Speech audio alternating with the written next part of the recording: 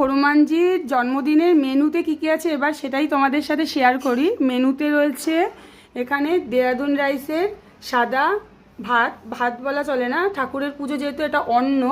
এখানে রয়েছে গন্ধলেবু, সাথে আছে কাঁচা লঙ্কা, আছে 5 রকমের ভাজা, আলু ভাজা, কুমড়ো ভাজা, বরবটি ভাজা, পটল ভাজা আর বেগুন ভাজা।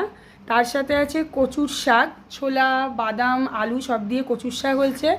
তারপরে তিতর ডাল, লাউ দিয়ে করলা দিয়ে তিতর ডাল, ইঁচড় দিয়ে ইঁচড়ের তরকারি, এটা আছে ফুলকপি আলু পনির দিয়ে তরকারি। তারপরে আছে লাল শাক।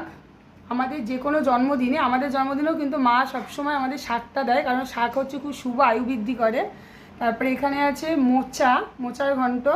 তারপরে আছে চাটনি, আমের চাটনি, আর এখানে আছে পায়েস, আছে লুচি, আর চাটনির সাথে অবশ্যই আছে পাঁপড়।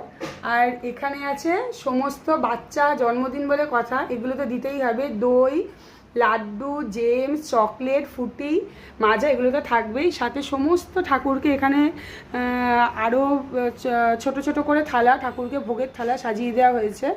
দেখো, সবাই ভোগ দর্শন করো আর সবাই বলো জয় হনুমানজির জয়, জয় হনুমানজির জয়, জয় শ্রী রামচন্দ্রের চরণে নমঃ, জয় হনুমান।